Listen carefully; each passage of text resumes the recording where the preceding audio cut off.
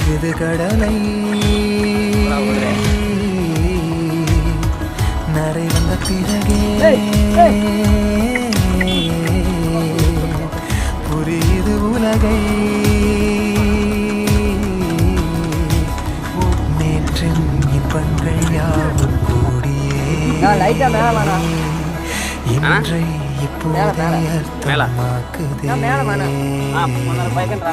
இன்றின் இப்போதின்